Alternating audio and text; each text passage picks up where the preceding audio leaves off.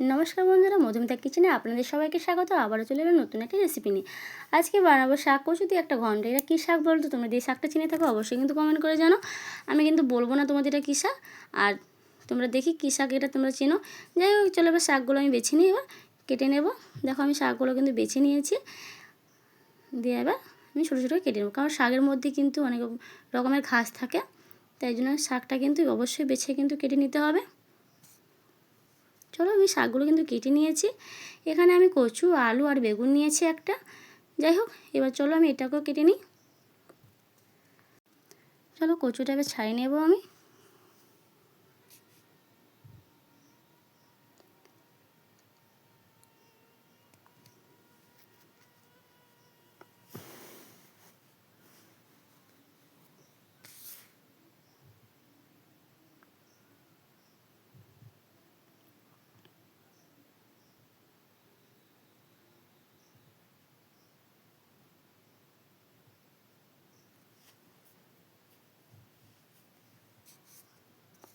দেখো কচুটা আমি ছাড়িয়ে নিয়েছি, এবার গোল গোল করে কেটে নেব। আর এটা যত পাতলা করে কাটতে হবে তত ভালো, কারণ যত পাতলা করে কাটবে তত তাড়াতাড়ি সিদ্ধ হয়ে যাবে। চলো যাই হোক, আমি এইভাবে কিন্তু কচুগুলো সব কেটে নেব। দেখো আমার সব কচুগুলো কাটা হয়ে গেছে। এবার বেগুনটা আমি কেটে নেব। বেগুনটা আমি ছোটো ছোটো করে কেটে নেব, গোল গোল করে।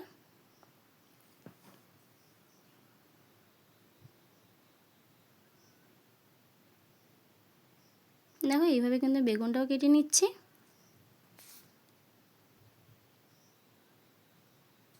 এবার চলো আলুটাও আমি কেটে নেব।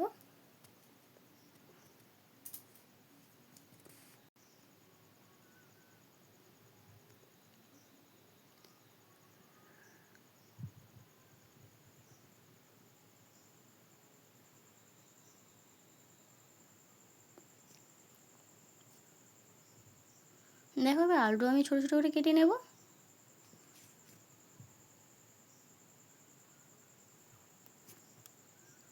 চলো আমার যাই হোক, আমার সব সবজি কিন্তু কাটা হয়ে গেছে। এবার চলো উনানের মধ্যে আমি একটা কড়াই বসিয়ে দিয়েছিলাম আগে থেকে। এবার কড়াইয়ের মধ্যে আমি জল দিয়ে দিলাম।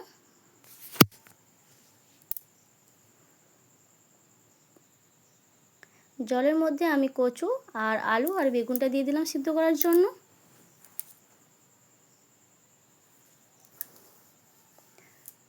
অল্প একটু নুন দিয়ে দেব, কারণ সবজির ভিতরে নুনটা ঢুকে যাবে, আর তাড়াতাড়ি নুন দিলে তাড়াতাড়ি কিন্তু সব সিদ্ধ হয়ে যাবে। তাই জন্য নুনটা দিয়ে আমি এটাকে ঢাকনা দিয়ে দেব।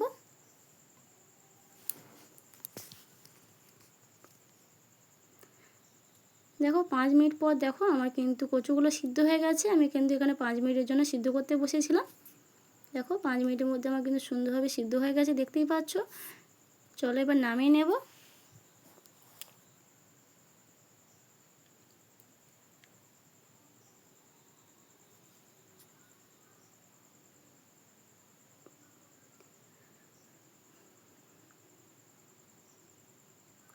চলো আমি এটা নামিয়ে নিই। আমি কড়াইটা আবার জল দিয়ে একটু পরিষ্কার করে নেব।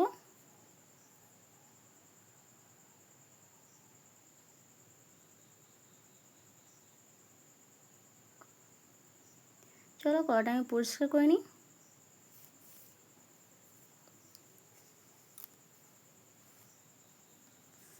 দেখো কড়াইটা কিন্তু পরিষ্কার করে নিয়ে চলে এসেছি। এবার কড়াইয়ের মধ্যে আমি আবার সিদ্ধ করে রাখা কচুগুলো দিয়ে দেব। আর কচুর জলটা অবশ্যই কিন্তু ফেলে দিতে হবে প্রথমে জলটা। তারপরে একটা গ্লাস দিয়ে আমি এটাকে ভালোভাবে থেসে নেব, যাতে কোনো না দলা থাকে। আর তাতে কী হবে, শাকের সাথে মিশে যাবে আর খেতে কিন্তু ভালো লাগবে। যাই হোক, আমি সব থেসে নিয়েছি। এবার অল্প একটু জল দিয়ে আমি এটাকে আবারও মিশিয়ে নেব।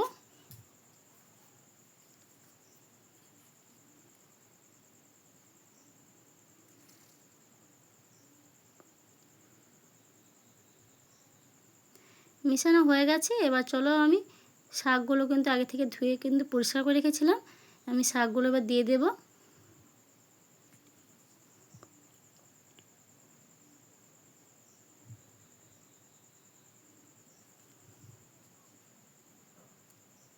শাকের মধ্যে এবার নুন দিয়ে দেবো আমি, যেহেতু আগে আমি কিন্তু শাকটা আমি কচুটা নুন দিয়ে সিদ্ধ করে রেখেছিলাম, সেইভাবে কিন্তু এখানে নুনটা দিতে হবে, কারণ যেহেতু জল আমি কিন্তু ফেলে দিয়েছি, সেইভাবে আমি কিন্তু এখানে নুনটা দেব। আর অল্প একটু হলুদ দিয়ে দেব, দিয়ে একসঙ্গে মিশিয়ে নেব।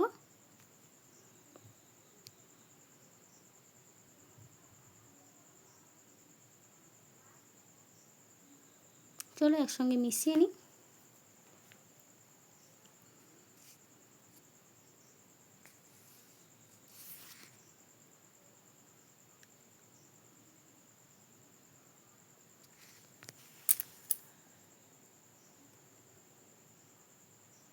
দেখো আমার মেশানো হয়ে গেছে। এবার চলো আমি আবারও একটা ঢাকনা দিয়ে দেবো, কিছুক্ষণের জন্য শাকটা সিদ্ধ হওয়ার অপেক্ষায় রইব। যেহেতু আমার কচু সিদ্ধ হয়ে গেছে, কিন্তু শাক সিদ্ধ করতে বেশি সময় লাগবে না। চলো 2 মিনিটের জন্য আমি এখানে শাকটা সিদ্ধ করার জন্য ঢাকনা দিয়ে দেবো।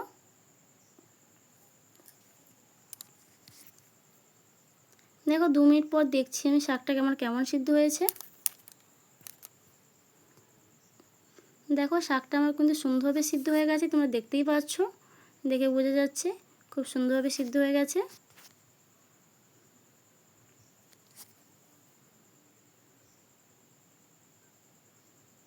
দেখো খুব সুন্দরভাবে কিন্তু সিদ্ধ হয়ে গেছে।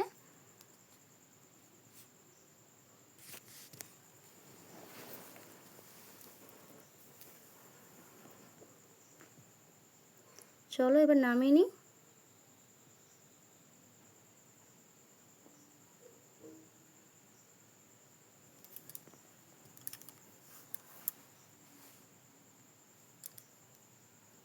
চলো কড়াটা আমি আবারও পরিষ্কার করে নেব।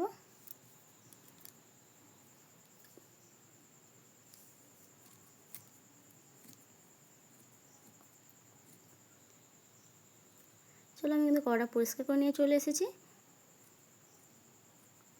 দেখো কড়াটা আমার গরম হয়ে গেছে, এবার আমি এখানে সাদা তেল দিয়ে দিচ্ছি। তোমরা কিন্তু সাদা তেল পরিবর্তে তোমরা এখানে সরষে তেলেও রান্না করতে পারো, কারণ আমার সাদা তেলটা যেন বেশি ভালো লাগে, তাই জন্য এখানে সাদা তেলের রান্নাটা বেশি করি। চলো তেলটা আমার গরম হয়ে গেছে।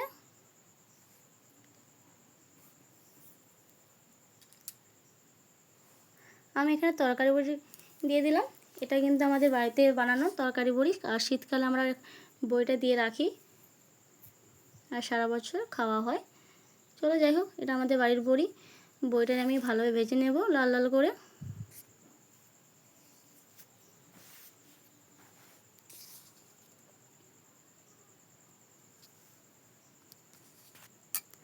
দেখো বড়িগুলো আমার ভাজা হয়ে গেছে, এবার নামিয়ে নেব।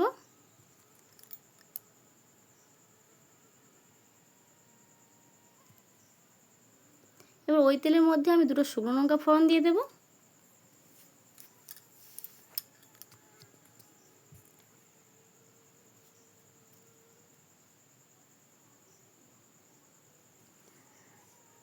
এবার আমি কিছুটা 5 ফোড়ন দিয়ে দেব, একটা তেজপাতা দিয়ে দেবো, কিছুটা আদা বাটা দিয়ে দেব। এটা কিন্তু খুব অল্প মশলায় কিন্তু রান্না হয়, আর অল্প মশলায় কিন্তু রান্নাটা কিন্তু খেতে কিন্তু দারুণ লাগে। আমি এটা নিরামিষ দিনে রান্না করছি, তোমরা এটা আমিষের দিনে রান্না করলে এখানে পেঁয়াজ ব্যবহার করতে পারো, বা মাছের মাথা বা চিংড়ি মাছ যাই হোক দিয়ে ব্যবহার করতে পারো, তাতেও খেতে ভালো লাগে। আমি এটা নিরামিষ দিনে রান্না করছি, তাই নিরামিষ তোমাদের দেখাচ্ছি। যারা নিরামিষ রান্না খেতে চাও এভাবে রান্না করে দেখো। চলো আমি অল্প একটু হলুদ দিয়ে দিলাম, কারণ হলুদ দিয়েছি কেন, তেলটা যাতে না গায়ে ঠিকরে আসে, তাই জন্য একটু হলুদ দিয়ে আমি আবার ভালোভাবে কষিয়ে নিয়েছি। আর জিরে বাটা দিয়ে আমি আবারও কষিয়ে আমি সিদ্ধ রাখা শাক আর কচু সিদ্ধটা আমি এখানে দিয়ে দেবো, দিয়ে আমি আবারও একসঙ্গে মিশিয়ে নেব।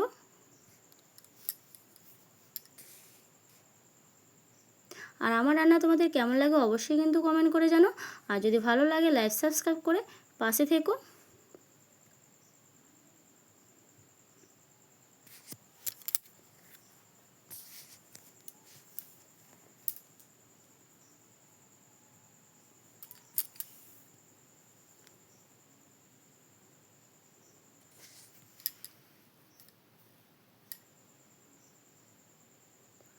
এখানে আমি কিছুটা জিরে গুঁড়ো দিয়ে দিলাম, দিয়ে আমি আবারও একসঙ্গে মিশিয়ে নেব। এবার ভেজে রাখা বড়িগুলো আমি কিন্তু আগে থেকে ভেঙে রেখেছিলাম।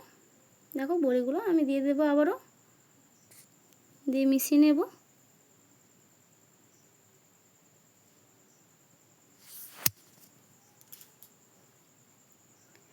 আর এখানে কিছুটা আমি ধনে গুঁড়ো দিয়ে দেব,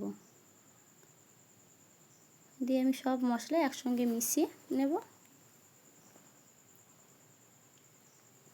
দেখো আমার রান্না কিন্তু হয়ে এসেছে, আর কেমন হলো অবশ্যই কিন্তু কমেন্ট করে জানো। আর কার কার এই শাক কচুর ঘন্ট খেতে ভালো লাগে অবশ্যই বলো। যাই হোক আমার রান্না হয়ে গেছে, তোমাদের এবার ঢেলে আমি তোমাদের দেখাচ্ছি।